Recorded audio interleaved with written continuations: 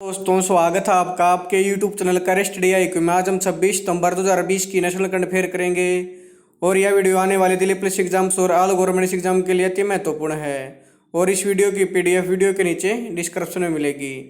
आज का पहला प्रश्न है, हाल ही में किसने बिहार में 9 राजमार्ग परियोजनाओं और ऑप्टिकल फाइबर इंटरनेट सेवाओं का शुभारंभ किया? मोर्शन अमित शाह, अर्जुन मुंडा, नरेंद्र मोदी, स्मृति ईरानी। इसका सही आंसर है नरेंद्र मोदी ने। प्रधानमंत्री नरेंद्र मोदी ने बिहार में 9 राजमार्ग परियोजनाओं और ऑप्टिकल फाइबर इंटरनेट सेवाओं का शुभारंभ किया है। ऑप्टिकल फाइबर सेवाएं घर तक फाइबर योजना के तहत प्रदान की जा रही हैं। इन सेवाओं को कॉमन सर्विस सेंटर के संयुक्त प्रयासों के साथ निष्पादित किया जाना है।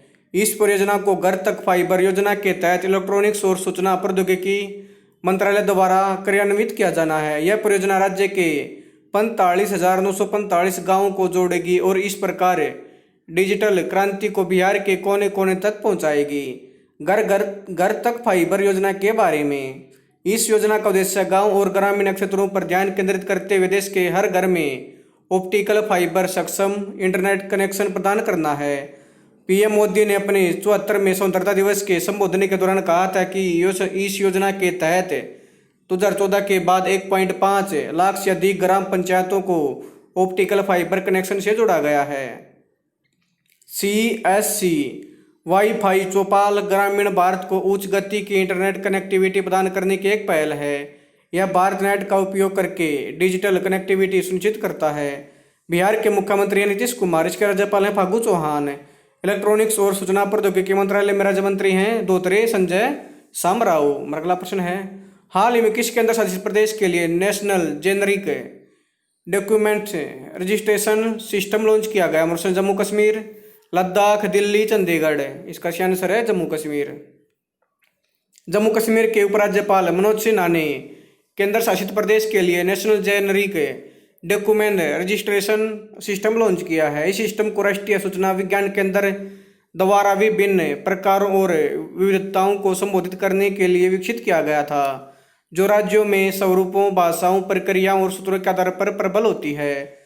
सॉफ्टवेयर प्रवर्तन एजेंसियों और आम व्यक्ति दोनों के लिए सूचना और डेटा तक कहीं भी पहुंच को सक्षम बनाएगा।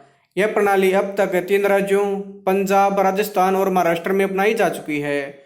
साथ ही 6 और राज्य और केंद्र शासित प्रदेश जैसे अंडमान और निकोबार द्वीप समूह, गोवा, बिहार, मणिपुर, झारखंड और मिजोरम प्रणाली अपनाने की ओर बढ़ रहे हैं। National generic documents registration system को डिजिटल इंडिया लैंड रिकॉर्ड्स आधुनिकीकरण कार्यक्रम के तहत विकसित किया गया था। इसका इतिहास, जम्मू और कश्मीर के संविधान के अनुसार धारा 370 के निरस्त होने से पहले कश्मीर से बाहर के नागरिक इस क्षेत्र में जमीन खरीद या बेच नहीं सकते थे। अब जब इस धारा को समाप्त कर दिया गया है तो कश्मीर के क्षेत्र को national generic document registration system के साथ एकीकृत किया जा रहा है। यह राष्ट्रीय एकीकरण और वन नेशन वन सॉफ्टवेयर की ओर एक बड़ा कदम है। अगला प्रश्न है, हाल ही में HCL टेक्नोलॉजीज ने किसके साथ HCL के एक्टियन पोर्टफोलियो एक्टियन एवलांच को गूगल क्लाउड पर लाने के लिए अपनी रणनीतिक साझेदारी के विस्तार की घोषणा की? मोर्शन फेसबुक ने, टिकटॉक ने, गूगल क्लाउड ने, इंस्टाग्राम ने। इसका सही आंसर है गूगल क्लाउड ने। HCL टेक्नोलॉजीज और गूगल क्लाउड ने HCL के एक्टियन पोर्टफोलियो एक्टियन एवलांच को गूगल क्लाउड पर लाने के लिए अपनी रणनीतिक साझेदारी के विस्तार की घोषणा की है।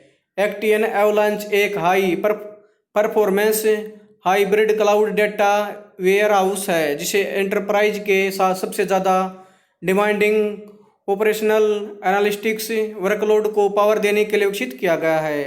एक्टियन एवलांच गूगल क्लाउड के एथोन्स एप्लीकेशन प्लेटफॉर्म का लाभ उठाने वाले हाइब्रिड क्लाउड के माध्यम से गूगल क्लाउड पर IBM, नेटजा एंड ओरेकल एक्साडाटा सहित पुराने डेटा वेयरहाउस को स्थानांतरित करने के लिए एक आसान रास्ता प्रदान करता है। HCL के Actian Avalanche hybrid cloud data warehouse को धोखाधड़ी का पता लगाने, रियल टाइम ऑफर और मार्केट बास्केट विश्लेषण सहित विभिन्न प्रकार के उपयोग मामलों के लिए व्यावसायिक जटिलताओं को प्रबंधित करने के लिए शक्तिशाली अंतर्दृष्टि प्रदान करने के लिए 500 फॉर्च्यून ग्राहकों द्वारा तैनात किया गया है। एक्टियन एवेलांच को गूगल क्लाउड पर लाने से उद्यम ग्राहकों को प्लेटफॉर्म के स्केलेबल उच्च प्रदर्शन बुनियादी ढांचे और वैश्विक नेटवर्क का लाभ उठाने में सक्षम बनाएगा। मेरा अगला प्रश्न है, हाल ही में भारत ने अपने व्यापार को बढ़ावा देने के लिए किस देश के साथ पहली बार सीधी कार्गो फेरी सेवा की शुरुआत की? प्रश्न है रूस, मालदीव, ब्रिटेन, अमेरिका। इसका सही आंसर है मालदीव। भारत और मालदीव द्वारा दोनों देशों के बीच व्यापार को बढ़ावा देने के लिए 21 सितंबर 2020 को पहली बार सीधी कार्गो फेरी सेवा की शुरुआत की गई है। मालवाहक नौका सेवा मालदीव के कुल्दुहु, फुसी और माले बंदरगाहों को भारत के तुतुकोरिन और कोचिन बंदरगाहों के साथ जोड़ेगी। यह पहल लागतों में कटौती करने और दोनों देशों के बीच माल परिवहन में लगने वाले समय को कम करने में मददगार होगी। भारत और मालदीव के बंदरगाहों को जोड़ने के लिए शिपिंग कॉरपोरेशन ऑफ इंडिया द्वारा संचालित कार्गो फेरी वेसेल एमसीपी लीज का उपयोग किया जाएगा। शिपिंग कॉरपोरेशन ऑफ इंडिया के एमडी और अध्यक्ष हैं Shrimati HK. Joshi. Shipping corporation of India का मुख्यालय है मुंबई, महाराष्ट्र में और इसकी स्थापना 1950 में की गई। अगला प्रश्न है, हाल ही में असम के संगीतकार विभूरंजन चौधरी का निधन कितने वर्ष की आयु में हो गया? 71 वर्ष, 81 वर्ष, 91 वर्ष, 99 वर्ष। इसका सही आंसर है 71 वर्ष। असम के जाने माने संगीतकार विभूरंजन चौधरी का निधन 71 वर्ष की आयु में हो गया है। संगीत निर्देशक के रूप में उनकी पहली फिल्म 1987 में सुत्रापत और 2017 में आखिरी फिल्म ऐई मात्यती थी। उन्होंने कई दशकों तक अपने करियर में कई टीवी धारावाहिकों, मंच नाटकों और रेडियो प्रस्तुतियों के लिए संगीत भी दिया था। चौधरी, जिन्होंने गुवाहाटी दूरदर्शन के पहले धारावाहिक ज्यूबोर्नर बटोट का संगीत तैयार किया, वे असम राज्य फिल्म निगम के अध्यक्ष के रूप में भी सेवानिवृत्त हुए। अगला प्रश्न है, हाल ही में विश्व राइनो दिवस कब बनाया गया? 22 सितंबर, 23 सितंबर, 24 सितंबर, 25 सितंबर। इसका सही आंसर है 22 सितंबर को। हर साल 22 सितंबर को विश्व स्तर पर विश्व राइनो दिवस मनाया जाता है। यह विशेष दिन राइनो से संबंधित संगठनों, गैर सरकारी संगठनों, चिड़ियाघरों और इसके सदस्यों को अपने समय के अनूठे तरीकों से राइनो को मनाने का अवसर प्रदान करता है। यह दिन गैंडों की सभी 5 मौजूदा प्रजातियों के संरक्षण के लिए जागरूकता बढ़ाने के लिए मनाया जाता है। ये 5 प्रजातियां हैं: black rhino, white rhino, greater one, horned rhino, Sumatran rhino, Javan rhino. विश्व राइनो दिवस का इतिहास। विश्व राइनो दिवस की घोषणा पहली बार 2010 में विश्व वन्यजीव कोष दक्षिण अफ्रीका द्वारा की गई थी और इसके बाद इसे 2011 में से अंतर्राष्ट्रीय स्तर पर मनाया जा रहा है। अगला प्रश्न है, हाल ही में लिखी गई पुस्तक किचन्स ऑफ ग्रेटिट्यूड के लेखक कौन है? प्रश्न है सुरेंद्र सिंह, सेफ विकास खन्ना, अनिल दसमाना, इनमें से कोई नहीं। इसका सही आंसर है सेफ विकास खन्ना। जाने माने सेफ विकास खन्ना ने किचन्स ऑफ ग्रेटिट्यूड टाइटल पुस्तक लिखी है, जिसमें उन्होंने अपनी खाने खिलाने की पहल फीड इंडिया के बारे में लिखा है। फीड इंडिया पहल दुनिया के सबसे बड़े फूड ड्राइव में से एक है, जो भूखे लोगों को भोजन परोसने की एक पहल है। यह पुस्तक 2021 में जारी की जाएगी। साथ ही उन्हें इस पहल के लिए अक्टूबर 2020 में एशिया गेम चेंजर अवार्ड से भी सम्मानित किया जाएगा। अगला प्रश्न है, हाल में भारतीय नौसेना और किस देश की नौसेना के बीच पूर्वी हिंद महासागर रीजन में नौसैनिक पैसेज अभ्यास आरंभ हो गया? प्रश्न है अमेरिका, ऑस्ट्रेलिया, फ्रांस, ब्रिटेन। इसका सही आंसर है ऑस्ट्रेलिया। भारतीय नौसेना और रॉयल ऑस्ट्रेलियाई नौसेना के बीच पूर्वी हिंद महासागर रीजन में नौसैनिक अभ्यास पैसेज एक्सरसाइज आरंभ हो गया है। इस अभ्यास में ऑस्ट्रेलिया की ओर से HMAS ओबार्ट और भारतीय नौसेना की ओर से सह्याद्री और कुरमुक पोत शामिल होंगे। पैसेज एक्सरसाइज का उद्देश्य अंतर अक्षमता को बढ़ाना, तालमेल में सुधार करना और एक दूसरे के सर्वोत्तम प्रयासों को अपनाना है। इस अभ्यास में उन्नत सतह और एंटी एयर एक्सरसाइज भी शामिल होंगे, जिसमें हथियार फायरिंग, सीमनशिप अभ्यास, नौसैनिक युद्ध अभ्यास और क्रॉस डेक ऑपरेशन शामिल हैं।